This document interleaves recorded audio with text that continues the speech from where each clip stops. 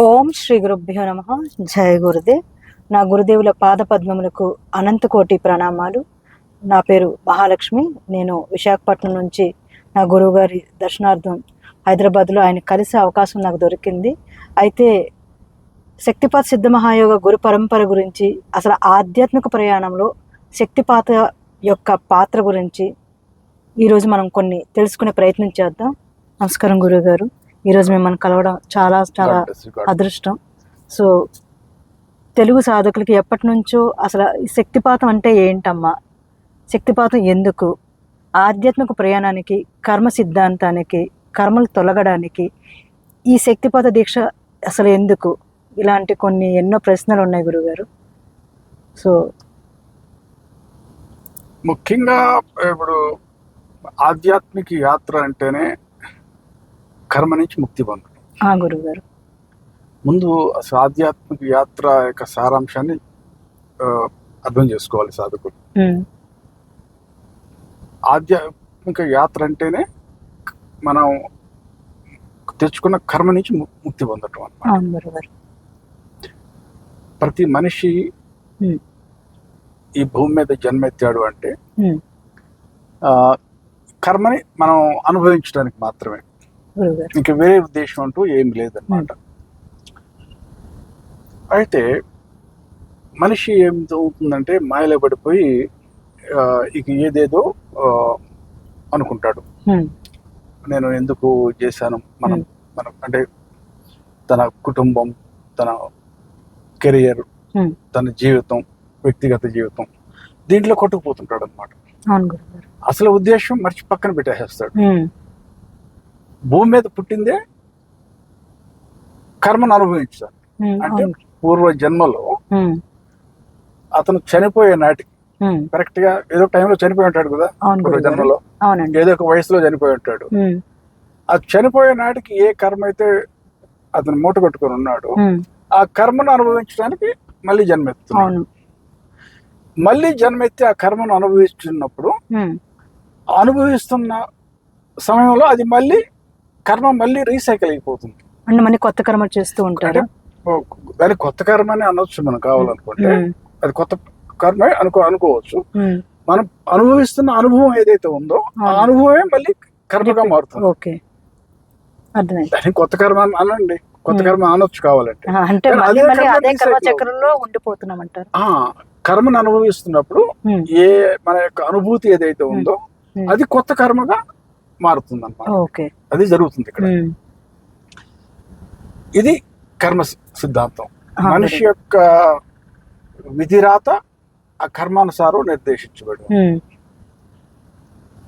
ప్రతి మనిషి కూడా తను ఎలాంటి పరిస్థితుల్లో పుట్టాడు అనేది కూడా తన కర్మానుసారం.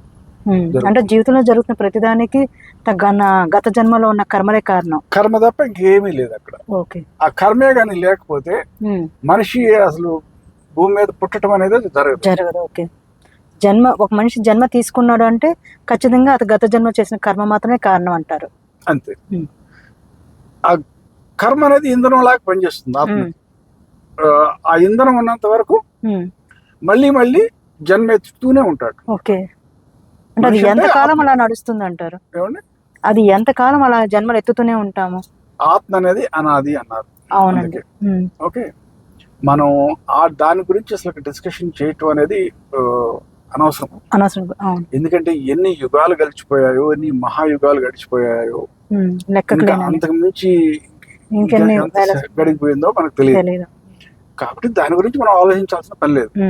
మనం కర్మ నుంచి ఎలా ముక్తి పొందాలి అంతవరకు మనం దృష్టి పెడితే సరిపోతుంది. మరి మనిషి యొక్క విధిరాతకి కర్మే కారణం అయినప్పుడు, ఇప్పుడు ఆ కర్మనే ఇప్పుడు అనుభవించి సమాప్తం కానీ చేయగలిగితే, లేదా ఏదో ఒక యోగ మార్గం ద్వారా దాన్ని సమాప్తం చేయగలిగితే ఈ కర్మ చక్రం నుంచి బయటపడిపోవడం జరుగుతుంది అక్కడ. సంతోషం. అది చాలా వినడానికి చాలా సింపుల్ గానే ఉంటుంది. ముందు విషయం అన్నా తెలియసుకున్నాను. ఇప్పుడు కర్మ సిద్ధాంతం నుంచి బయటపడాలి అంటే దానికి అంటే ఆర్డినరీగా ఏమవుతుంది, మామూలుగా సాధారణంగా ప్రతి మనిషి ఉదయం నుంచి నిద్ర లేస్తున్నాడు, రాత్రి పడుకునే వరకు తన విధిరాతను అనుభవిస్తూ పోతున్నాడు, తన కర్మలను అనుభవిస్తూ పోతున్నాడు, జీవితం ముందుకు గడిచిపోతూ ఉంది. మరి కర్మ ప్రక్షాళనం అయ్యే ప్రక్రియ ఎలా మొదలవ్వాలి, అది మెయిన్ ఇప్పుడు సమస్య.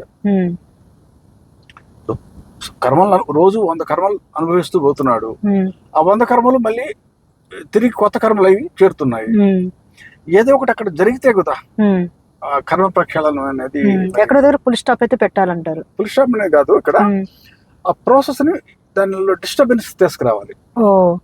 ఉదాహరణకు పెద్ద తొట్టి ఉంది అనుకోండి, కొన్ని 1,00,000 లీటర్ల నీళ్ళతో పెద్ద వాటర్ ట్యాంక్ అనుకోండి.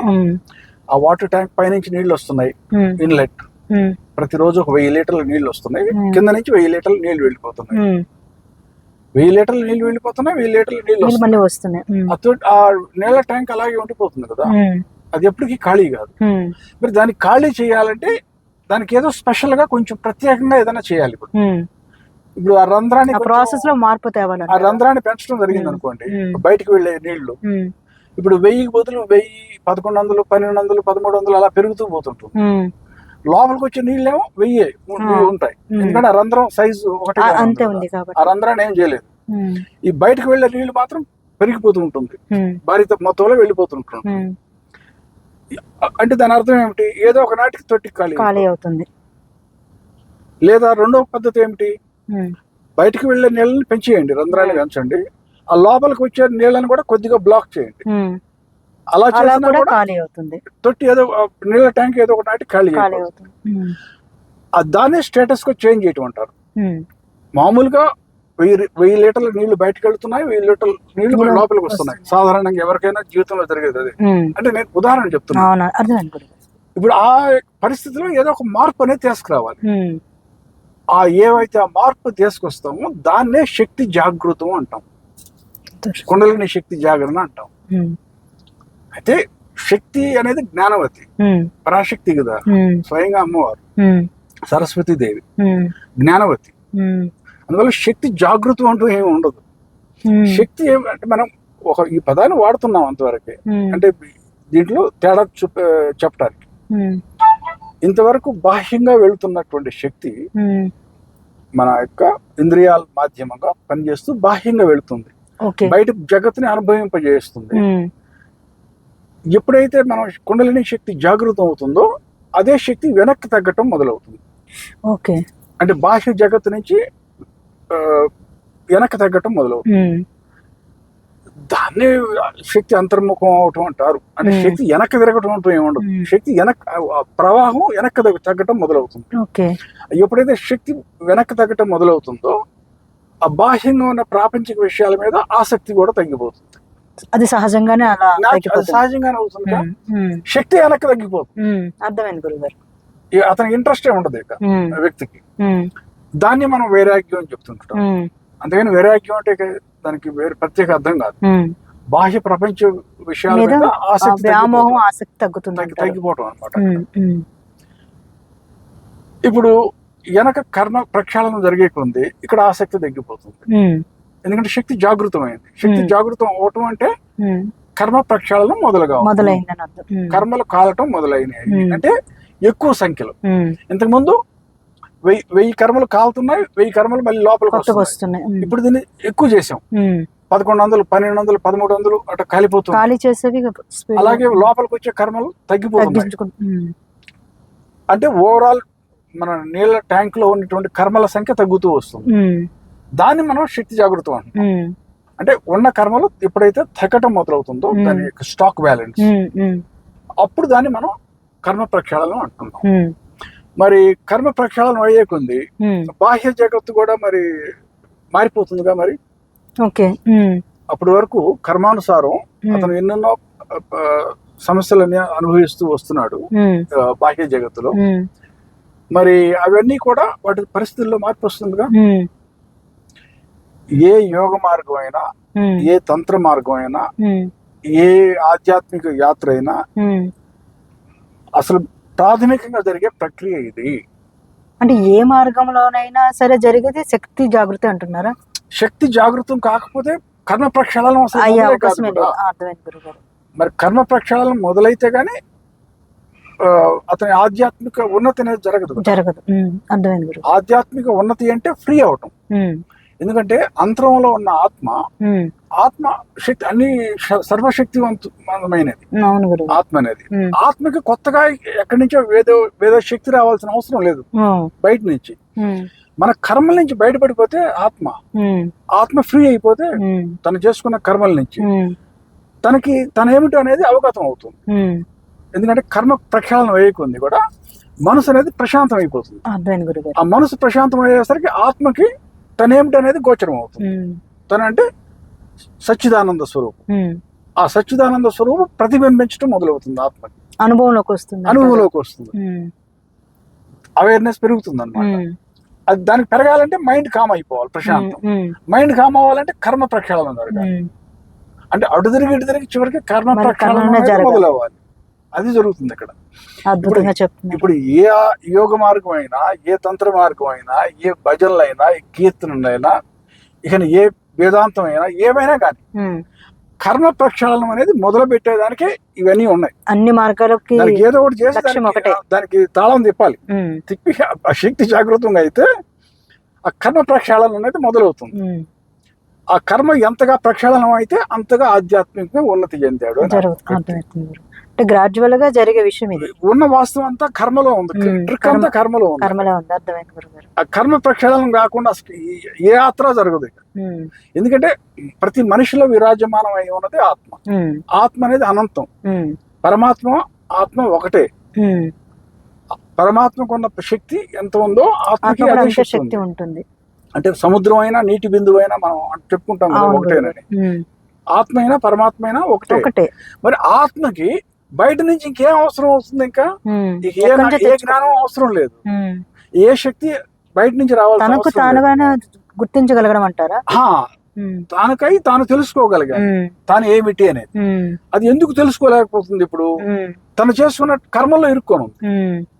తన చుట్టూ కర్మలు చేస్తూ ఇరుక్కొని ఉండటం చేత ఆ అల్లకల్లోలం అయి ఉంది మనసు అల్లకల్లోలం అయి కెరటాల్లాగా విత్తనం భావోద్వేగాలన్నీ లేస్తూ ఉన్నాయి నిరంతరం.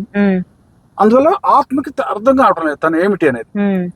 పైగా అహంకారం అనేది మళ్ళీ రంగు అంటుకొని ఉంటుంది. మాయ 8 రకాలుగా ఉంటుంది కదా. దాంట్లో అహంకారం కూడా ఒకటి ఉంటుంది కదా. ఆ అహంకారంతో నేను ఫలానా, ఇవి నా సమస్యలు, నేను ఇక్కడ పుట్టాను అని తనకై ఐడెంటిఫై చేసుకుంటుంది ఆత్మ. ఎంతసేపు తనకై తను ఆ విధంగా ఐడెంటిఫై చేసుకుంటుంది తను ఎవరో అనే విషయాన్ని. నా పేరు ఇది, నేను ఫలానా ఊర్లో పుట్టాను. అంతేగాని నేను అనంతమైన ఆత్మని అనేది గోచరం కావట్లేదు. అది ఎందుకు కావట్లేదు అంటే ఆ మనసు అల్లకొల్లం అయి కానివ్వటం లేదు. ఇప్పుడు ఎవరికైనా ఇప్పుడు మన అద్దంలో మన ముఖం మనం చూసుకోవాలి అంటే అద్దం క్లీన్ గా ఉంటేనే కదా, శుభ్రంగా ఉంటేనే కదా మనం చూసుకోవాలి. మన ప్రతిబంధం ఏదైతే అంటే మన అంతరంలో ఉన్న ఆత్మస్వరూపమైన మనల్ని మనం చూసుకోవడంలో ఉన్న ఆటంకం ఏదైతే ఉందంటే ఈ కర్మల వల్ల అంటారు. ఆ కర్మల వల్ల మనం చూసుకోలేకపోతున్నాం. అక్కడ అర్థమైంది, జరుగుతుంది అది వాస్తవంగా. ఎప్పుడైతే కర్మ ప్రక్షాళన అవటం మొదలవుతుందో మనసు నెమ్మదిస్తుంది, ప్రశాంతం అవటం మొదలవుతుంది. ఆ ప్రశాంతమైన మనస్సు అనేది ఒక అద్దం లాగా పనిచేస్తుంది లోపల ఉన్న ఆత్మకి. ఆత్మ లోపల ఉంది కదా, మనస్సు అనేది బయట ఉంది, అంటే పైన ఉంది, ఆత్మ లోపల ఉంది. ఈ మనసు అల్లకొల్లోలంగా ఉండేసరికి అంటే కర్మల కారణంగా తను చూసుకోలేకపోతుంది. తను ఏమిటనేది అర్థం కావట్లేదు. మరి ఆత్మకి మళ్ళీ రూపం అంటూ లేదు కదా. మరి ఏం ప్రతిబింబిస్తుంది ఆత్మకి? తన యొక్క సచ్చిదానంద స్వరూపం, సత్ చిత్ ఆనందం. ఆత్మకి తెలిసింది ఈ మూడే. భగవంతుడికి తెలిసింది తాను సచ్చిదానంద స్వరూపుడు అని మాత్రమే తెలుసు భగవంతుడికి. నేనే సత్యాన్ని, ఓకే, నేనే అవేర్నెస్ అంటే కాన్షియస్నెస్, చైతన్యాన్ని, చిత్తాన్ని, కాన్షియస్నెస్, ఆనందం. నేనే ఆనందాన్ని. ఆనందం అనేది ఇప్పుడు ఆనంద పరిస్థితిలో ఉంటాడు అనమాట ఆత్మ. తనకైతే ఒక బ్రహ్మానంద స్థితిలో ఉంటాడు అన్నమాట భగవంతుడు. భగవంతుడికి తెలిసింది ఈ మూడే. భగవంతుడికి తెలిసింది ఈ మూడే. అది ఆత్మ కావచ్చు, పరమాత్మ కావచ్చు. పరమాత్మకి ఏం తెలుస్తూ ఉన్నదంతా నేనే ఆనందమైన స్థితిలో ఉన్నాను, నేను ఉన్నానని ఆ ఎరుక నాకు ఉంది. అంతకు మించి భగవంతుడికి ఇంకేం తెలుస్తుంది? ఉన్నదంతా మాయ అవుతుంది కదా. అది మనం అనుకుంటున్నాం భగవంతుడు కాకుండా ఇంకేదో ఉంది ఈ ప్రపంచంలో అంతా. కానీ భగవంతుడికి తన తప్ప ఇంకేమి అర్థం కాదు భగవంతుడికి. ఆ జ్ఞాపకం భగవంతుడికి రావటం మొదలవుతుంది. ఆ మనసు ప్రశాంతంగా అయిపోతున్నప్పుడు కొంచెం కొంచెం ఆ ప్రతిబింబించడం మొదలవుతుంది అన్నమాట. గ్రాడ్యువల్ గా దాన్ని అవేర్నెస్ పెరగటం అంటారు. అంటే ఓపెన్ అప్ అయిపోవటం అన్నమాట. దాన్ని అది ఓపెన్ అప్ అవ్వడం అంటే ఆధ్యాత్మిక యాత్ర. అంటే కర్మలు తొలుగుతూ ఉంటే మనసు మాలిన్యాన్ని పోతూ ఉంటే నెమ్మదిగా తనలో ఉన్న ఆ స్వస్వరూపాన్ని చూడగలగడం అనేది మొదలవుతుంది. అది మొదలవుతుంది.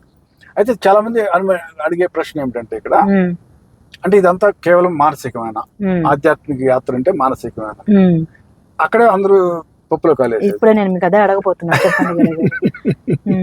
ఇప్పుడు ఆత్మకి ఇది జాగ్రత్తమైనది. ఆత్మకి మనం ఏమనుకున్నాం, మనం తన యొక్క సచ్చిదానంద స్వరూపం అనేది అవగతం అవుతుంది అన్నాం. సచ్చిదానంద స్వరూపం అంటే ఉన్నదంతా నేనే, నేను తప్ప ఇంకేమీ లేదు.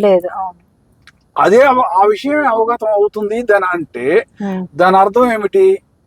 మిగతాది ఏమైతే ఉందో, అంటే మానసికమైనటువంటి విషయాలైనా కావచ్చు, ఈ భౌతిక విషయాలు కావచ్చు, అవన్నీ మాయనేగా అక్కడ అర్థమవుతుంది. అవన్నీ మరి ఆత్మ యొక్క నియంత్రణలోకి వచ్చేస్తాయి కనుక, ఎప్పుడైతే నియంత్రణలోకి వచ్చేస్తే ఇంకా దాని యొక్క మాయ ఉనికి పోతుంది అంటారా?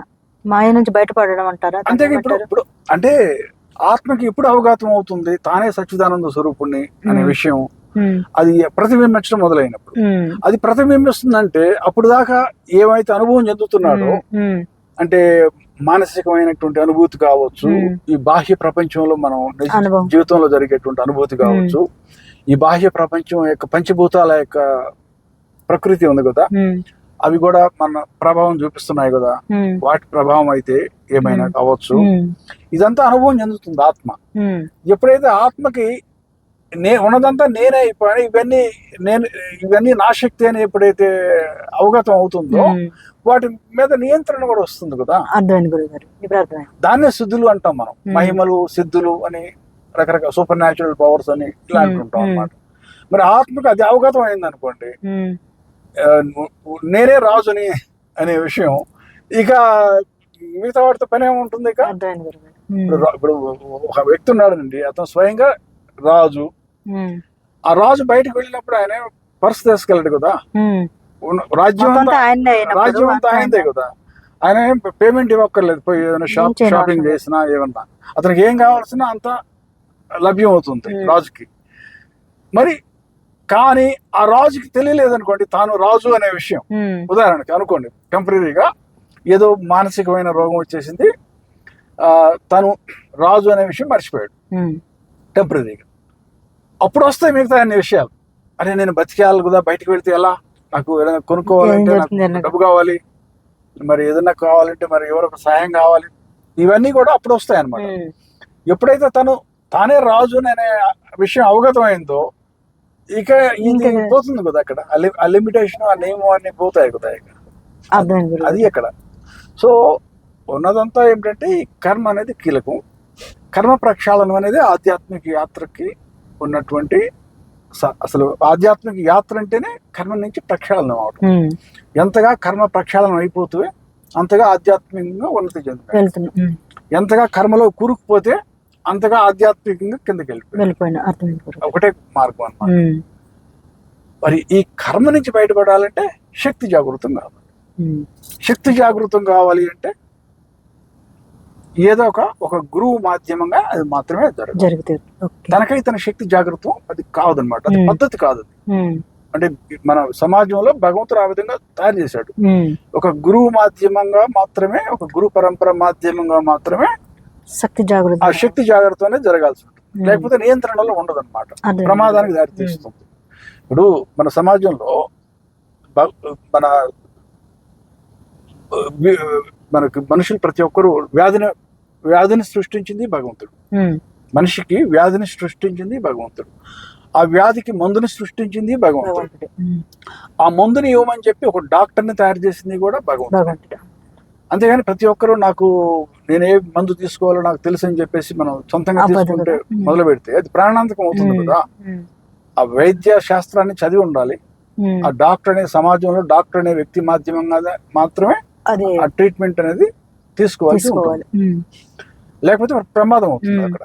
ఓకే, అదే విధంగా గురువు, ఒక గురువు అనే వ్యక్తి మాధ్యమంగా దీక్ష పొంది శక్తి జాగృతం అయినప్పుడు ఉన్న కర్మల ప్రక్షాళనం అయ్యే కొంది ఆధ్యాత్మికంగా మనం చేస్తాం.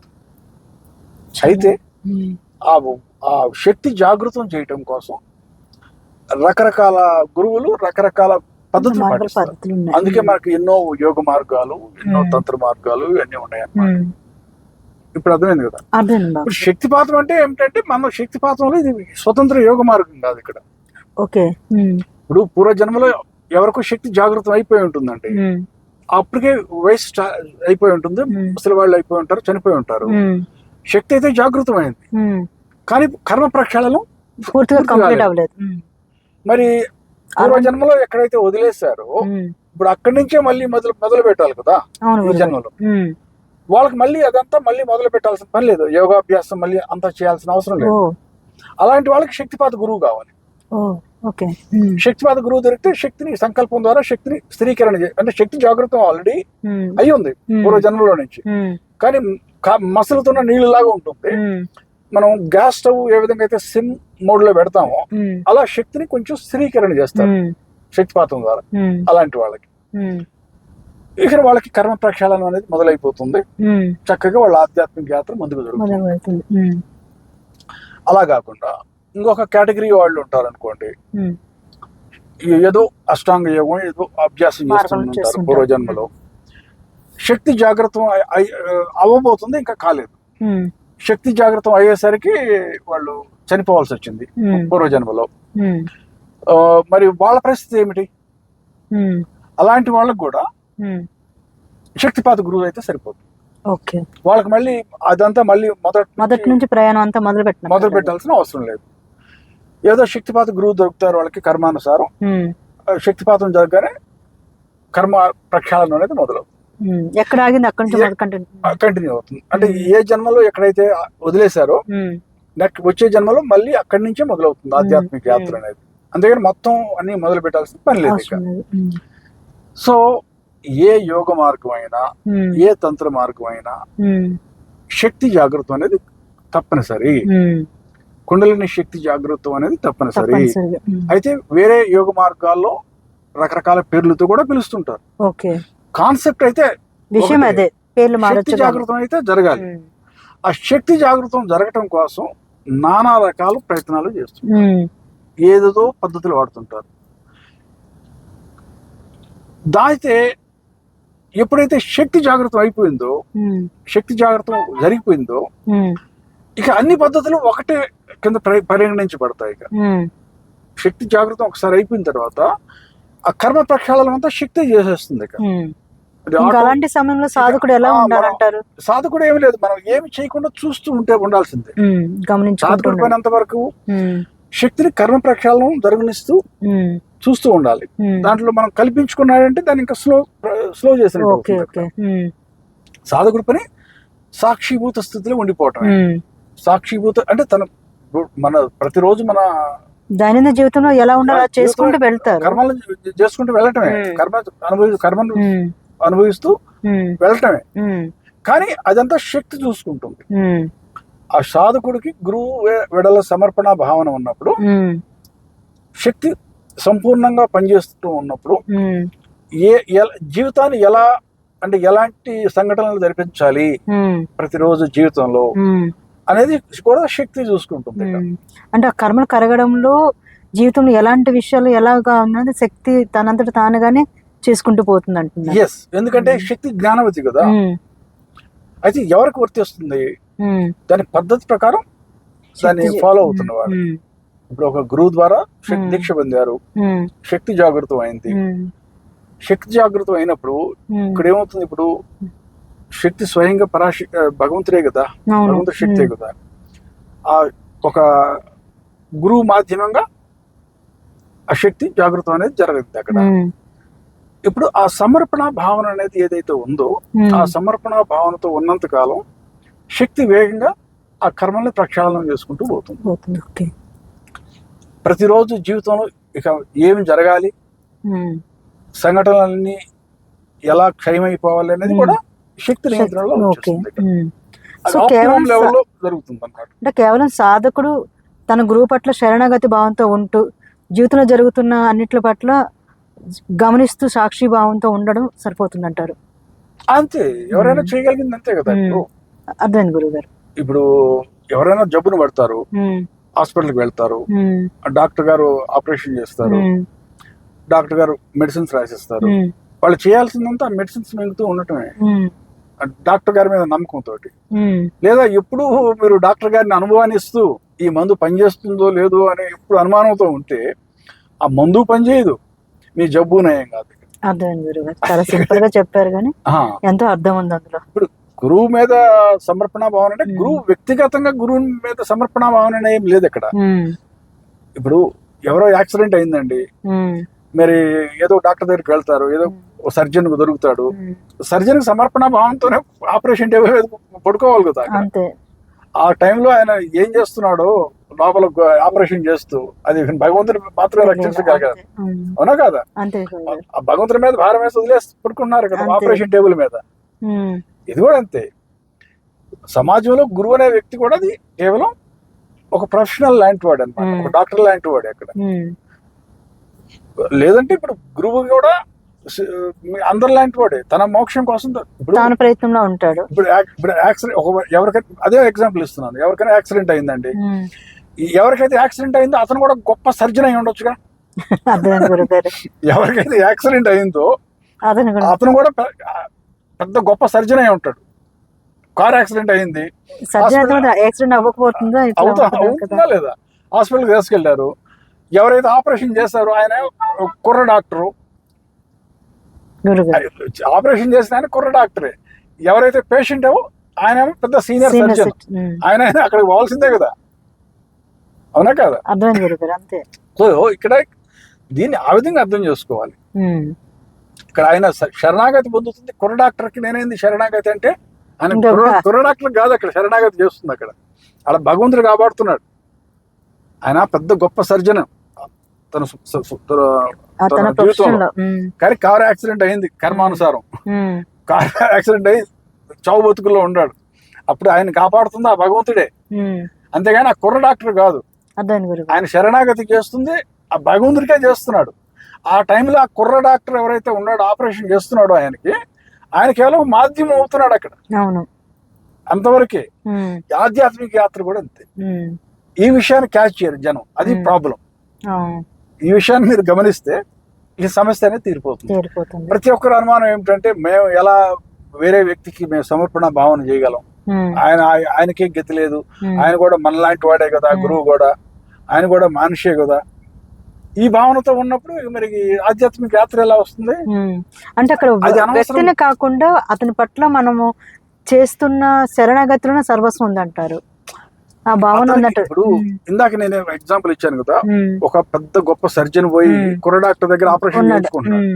ఆ కుర్ర డాక్టర్ కి ఆ నాలెడ్జ్ ఉంది, ఆపరేషన్ ఎలా చేయాలో తెలుసు. అతను కూడా మెడిసిన్ చదివాడు, ఎంబీబీఎస్ చదివాడు, సర్జరీ చదివాడు. సో అతనికి ఆపరేషన్ ఎలా చేయాలో తెలుసు, ఇంక మిగతాది అనవసరం. అదే విధంగా ఒక గురువు అనే వ్యక్తి ఉన్నాడంటే అతనికి వాళ్ళ పరంపరలో ఆయనకి ఆ దీక్షాధికారం ఇవ్వబడింది, ఆ శక్తిపాతం చేసేటువంటి అధికారం ఇవ్వబడింది, శక్తిని జాగృతం చేసే అధికారం ఇవ్వబడింది. కాబట్టి అతని దగ్గరికి వెళ్తున్నాం, అతని దగ్గర దీక్ష పొందుతున్నాం, అంతవరకే. అతను వ్యక్తిగతంగా మనకన్నా ఇంకా తక్కువ స్థితిలో ఉండొచ్చు ఆధ్యాత్మికంగా, అది మనకు అనవసరం. కానీ గురువు అనే దాన్ని విస్మరించరాదు, ఆ గురువు అనే విషయాన్ని విస్మరించకూడదు కదా. ఇప్పుడు ఏ విధంగా అయితే పెద్ద గొప్ప సర్జన్ కి యాక్సిడెంట్ అయిందో పోయి కుర్ర డాక్టర్ దగ్గరికి ఆపరేషన్ చేయించుకుంటున్నాడు, కానీ ఆ క్షణంలో ఆ కుర్ర డాక్టరే అతనికి దేవుడే అంతే ఖచ్చితంగా. అదే విధంగా ఇంకొక ఉదాహరణ ఇస్తానండి. ఎవరో ఒక గొప్ప మంత్రి అయి ఉండొచ్చు, పెద్ద అధికారి అయి ఉండొచ్చు, ఏదో చట్టరీత్యా ఏదో సమస్యలు ఇరుక్కున్నాడు, కోర్టుకు వెళ్ళాడు, ఒక కుర్రవాడై ఉంటాడు జడ్జి, ఆ జడ్జి ముందు నిలబడాలా పడలేదు అక్కడ. నిలబడాలి. నేను ప్రభుత్వంలో చాలా ఉన్నత అధికారిని, ఆ డాక్టరు నాకన్నా ప్రోటోకాల్లో నాకన్నా తక్కువ స్థాయిలో ఉండేవాడు, అతనికి ముందు నేను చేతులు కొట్టి నిలబడేది అంటే అక్కడ నిలబడుతుంది ఆ వ్యక్తి ముందు కాదు, అక్కడ ఆ న్యాయస్థానం ముందు నిలబడుతున్నాం, చట్టానికి ముందు నిలబడుతున్నాం. అక్కడ జడ్జి స్థానంలో ఎవరైతే కూర్చొని ఉన్నారో అతను కేవలం ఏం చేస్తున్నాడు, ఆ చట్టాన్ని అమలు చేస్తున్నాడు అంతవరకే. అంతేగాని ఇతనే ఫీల్ అవ్వాల్సిన పని లేదు, నేను అతని ముందు నేను ఎలా చేతులు కొట్టుకొని నిలబడేది అని. అక్కడ అన్నమాట అర్థం చేసుకోవాల్సి. ఇది అర్థం చేసుకుంటే సమస్య క్లియర్ అయిపోతుంది. అప్పుడు గురువు మీద, ఆ గురుతత్వం మీద ఆ సమర్పణ భావన అనేది వస్తుంది. ఆధ్యాత్మిక యాత్ర కూడా చక్కగా జరిగిపోతుంది. మెయిన్ సమస్య అంతా ఇది ఇక్కడే అనమాట. కన్ఫ్యూజన్ లో పెట్టిపోతారు. ఒక వ్యక్తి మానవ రూపంలో ఉన్న వ్యక్తికి మేము సమర్పణ భావన ఎలాగా, అతను కూడా మా లాంటి వాడే కదా, అతనేం భగవంతుడా అనే ప్రశ్న వస్తుంది. ఆ గురుతత్వమే భగవంతుడు అనే విషయాన్ని అక్కడ గుర్తు చేసుకోలేకపోతున్నారు, క్యాచ్ చేయలేకపోతున్నారు అక్కడ. అది క్యాచ్ చేస్తే అంటారు చూడండి, ప్రతి మనిషికి కూడా మోక్షం కావాలంటే అవసరమైన మూడు విషయాలు. ఒకటి మానవ జన్మ, మోక్షం కావాలన్నటువంటి ఆసక్తి, మూడవది గురువు. అంతే, ఈ మూడు ఉంటే సరిపోతుంది, ఏమీ అవసరం లేదు. అందులో ఉన్నటువంటి ఆ గురుతత్వంలో ఉన్నటువంటి మహత్వం అది. అంటే జనరల్ గా క్లారిటీ లేకపోయిన కారణం చేత అందరూ ఏదేదో యూట్యూబ్ లో వింటారు, ఏదేదో ఇంటర్నెట్ లో చదువుతుంటారు, ఎవరెవరో చెప్పింది ఏదో పట్టుకుంటారు. ఇది ఎలా ఉంటుందంటే, మీరు ఆ కథ విని ఉంటారో లేదో, 11 మంది గుడ్డి వాళ్ళు ఒక ఏనుగు చుట్టూ నిలబడి, ఒకరు ఏనుగు తాకు పట్టుకున్నారు, ఒకరేమో ఏనుగు తొండం పట్టుకున్నారు, ఒకరు ఏనుగు కాళ్ళు పట్టుకున్నారు. అందరూ వాళ్ళు చెప్తున్నారు ఏనుగు ఇలా ఉంటుంది అని. మరి ఎవరు అబద్ధం చెప్పడం లేదు, అది సంపూర్ణమైన కథ కాదు, సారాంశం కాదు. వాళ్ళు చెప్తుంది తప్పనే ఎవరు అంటం లేదు, అందరూ నిజమే మాట్లాడుతున్నారు. కానీ అది సంపూర్ణంగా లేదు స్టోరీ అంతా కూడా. మొత్తం దాని రూపాన్ని కరెక్ట్ గా చెప్పలేకపోతున్నారు.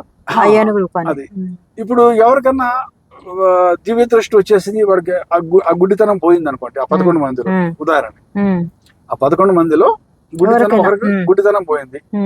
ఇప్పుడు అతనికి ఒక్కసారిగా ఏనుగు అంతా దర్శనం అయింది. ఆ క్షణంలో అక్కడ ఒక క్షణం కూడా ఉండడు, వాళ్ళని వదిలేసి, వాళ్ళ కర్మకు వదిలేసి వెళ్ళిపోతాడు. ఎందుకంటే మిగతా 10 మంది ఎవరైతే ఉన్నారో వాళ్ళు రాజకీయం చేయటం మొదలు పెడతారు, గొడవలు పట్టడం మొదలు పెడతారు. లేదు ఏనుగు ఇలా ఉంటే ఆయన ఏంది ఇలా అంటున్నాడు, నేను చెప్పిన అనుభవమే కరెక్ట్ అని ఎవరు, నాకు తెలుస్తూనే ఉంది, ఏనుగు కాలు పట్టుకునే ఉన్నాను, ఇందులో తప్పే ఉంది, ఇక్కడ నేను ఏం భ్రమ పడుతున్నాను అని అంటాడు అతను. ఇంకో ఆయన నుండి ఏనుగు తొండం పట్టుకొని ఉంటాడు, మరి బాబు నేను ఏనుగునే పట్టుకొని ఉన్నాను, నేనే కల్పించేం చెప్పడం లేదు, ఏనుగు ఇలా ఉంటుంది, తొండం కదులుతుంది కూడా అని చెప్తాడు అతను. ఎవరైతే మొత్తం విషయాన్ని గ్రహిస్తారో అక్కడ ఒక క్షణం కూడా ఉండడు, ఆయన వెళ్ళిపోతాడు, పారిపోతాడు. వీళ్ళ దెబ్బలు ఎందుకు విషయం అర్థమైపోయింది కాబట్టి ఇంకా అంత. సో జనాలకి ఎక్కువగా ప్రజల్లో ఏమిటంటే సాధకులకి ఆ క్లారిటీ లేకపోవడం చేత వచ్చే సమస్య అన్నమాట. కదండి.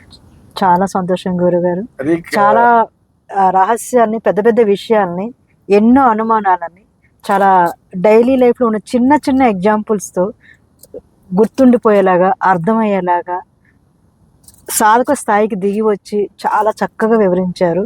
ఇంకా దీంతో శక్తిపాతం ఎందుకు, గురువు ఎందుకు, గురుతత్వాన్ని ఎలా పట్టుకోవాలి, అలా పట్టుకున్నప్పుడు కర్మ నుంచి మనం ఎలా బయటపడతామో, ఇలా బయటపడినప్పుడు మోక్షానికి ఎలా చేరుకుంటామనే పెద్ద పెద్ద విషయాన్ని ఎలాంటి శ్లోకాలను ఏ కాంప్లికేషన్ లేకుండా చాలా యూసేజ్ లాంగ్వేజ్లో మా స్థాయికి దిగి వచ్చి చెప్పారు.